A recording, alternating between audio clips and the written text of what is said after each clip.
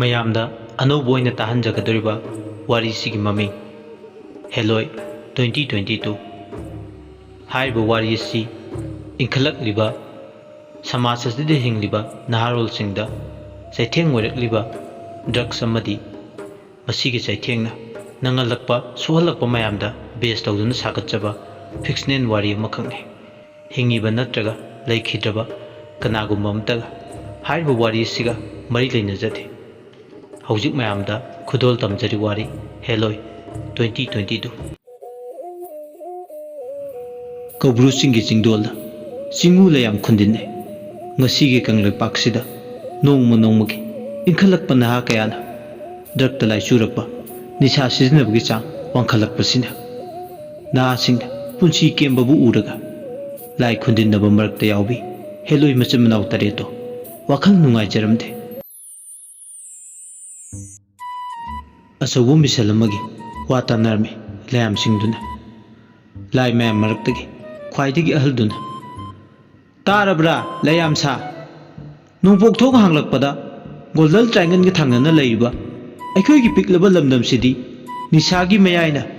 ꯀꯣꯂꯨꯗ ꯆꯞꯈꯥꯏꯈ꯭ꯔꯅꯤ꯫ ꯑꯗꯨꯅ ꯏꯔꯝꯗꯝꯁꯦ ꯀꯟꯗꯕ ꯌꯥꯗꯕꯅꯤ꯫ ꯑꯆꯧꯕ ꯃꯤꯁꯜ ꯑꯃ 2022 ꯁꯤꯗ ꯆꯠꯄ ꯇꯥꯏ ꯃꯤꯔꯝꯂꯦꯟꯁꯤꯗ꯫ ꯍꯦꯂꯣꯏ ꯑꯇꯣꯝꯕꯤ, ꯅꯪꯅ ꯃꯤꯁꯟꯁꯤꯒꯤ ꯁ꯭ꯄꯦꯁꯤꯌꯦꯜ ꯑꯦꯖꯦꯟꯠꯅꯤ꯫ ꯅꯪꯅ ꯂꯥꯏ ꯑꯩꯈꯣꯏꯒꯤ ꯀ꯭ꯔꯥꯏꯝ ꯕ꯭ꯔꯥꯟꯁꯇ ꯔꯤꯄꯣꯔꯠ ꯄꯤꯒꯗꯕꯅꯤ꯫ ꯊꯥ ꯈꯔꯁꯤꯗ ꯃ꯭ꯌꯥꯟꯃꯥꯔꯔꯣꯝꯗꯒꯤ ꯃꯣꯔꯦ ꯐꯥꯎꯔꯒ ꯏꯝꯐꯥꯜꯗ ꯀꯣꯔ ꯆꯥꯝꯃꯒꯤ ꯗ꯭ꯔꯒ ꯄꯨꯁꯤꯜꯂꯛꯄ ꯌꯥꯅ ꯑꯆꯧꯕ ꯃꯃꯤ ꯑꯃ ꯂꯩꯔꯦ꯫ ꯃꯁꯤ ꯐꯥꯅꯕ ꯍꯣꯠꯅꯕꯗ ꯅꯪꯅ ꯑꯆꯧꯕ ꯊꯧꯗꯥꯡ ꯂꯧꯒꯗꯕꯅꯤ꯫ ꯂꯥꯏ ꯑꯍꯜꯗꯨꯒꯤ ꯋꯥꯗꯨ ꯇꯥꯕꯗ ꯍꯦꯂꯣꯏ ꯑꯇꯣꯝꯕꯤꯗꯨꯅ "ꯐꯒꯅꯤ ꯂꯥꯏꯅꯤꯡꯊꯧ,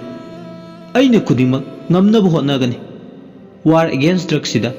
ꯑꯩꯅ ꯑꯦꯖꯦꯟꯠ ꯑꯣꯏꯔꯒ ꯌꯥꯝ ꯆꯦꯛꯁꯤꯟꯅ ꯊꯕꯛꯁꯤ ꯄꯥꯡꯒꯅꯤ"꯫ ꯑꯅꯤꯗꯣ ꯃꯈꯥ ꯇꯥꯅ ꯑꯋꯥꯏꯈꯨꯝ ꯇꯧꯅꯔꯦ꯫ ꯇꯥꯏꯕꯪ ꯃꯤꯔꯛꯇ ꯅꯪꯗꯤ ꯃꯤ ꯁꯥꯗꯨꯅ ꯑꯅꯧꯕ ꯁꯛꯂꯣꯟ ꯂꯥꯡꯗꯨꯅ ꯃꯇꯝ ꯈꯔ ꯃꯤꯔꯝꯂꯦꯟꯗ ꯂꯩꯔꯣ꯫ ꯇꯧꯕꯇꯕꯨ ꯅꯪꯒꯤ ꯐꯖꯕꯒꯤ ꯂꯥꯡꯗ ꯊꯨꯍꯟꯗꯨꯅ ꯑꯆꯨꯝꯕ ꯂꯪꯂꯥ ꯂꯪꯖꯤꯟ ꯄꯨꯊꯣꯛꯅꯕ ꯍꯣꯠꯅꯧ꯫ ꯍꯣꯏ ꯂꯥꯏꯅꯤꯡꯊꯧ, ꯃꯗꯨꯃꯛ ꯑꯩ ꯇꯧꯖꯒꯦ꯫ ꯇꯥꯏꯕꯪ ꯃꯤꯔꯝꯂꯦꯟꯗ ꯍꯦꯂꯣꯏ ꯑꯇꯣꯝꯕꯤ ꯑꯩꯅ ꯈꯔꯗꯤ ꯅꯩꯊꯔꯝꯂꯒꯦ꯫ ꯈꯔꯗ ꯅꯠꯇꯦꯅꯦ, ꯌꯥꯝ ꯅꯩꯊꯔꯝꯃꯨ꯫ ꯌꯥꯔꯤꯈꯩ GPS ꯁꯤꯖꯤꯟꯅꯧ꯫ ꯇ꯭ꯔꯦꯀꯤꯡ ꯗꯤꯚꯥꯏꯁꯁꯨ ꯅꯪꯅ ꯏꯟꯐꯣꯔꯃꯦꯁꯟ ꯈꯨꯗꯤꯡꯃꯛ ꯑꯩꯈꯣꯏꯗ ꯂꯣꯏꯅ ꯄꯤꯔꯛꯀꯗꯕꯅꯤ꯫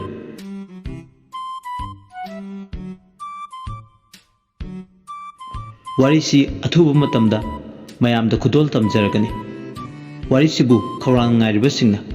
ꯀꯃꯦꯟꯗ ꯏꯁꯥꯒꯤ ꯃꯣꯠꯇꯨ ꯊꯝꯕꯤꯔꯝꯃꯨ꯫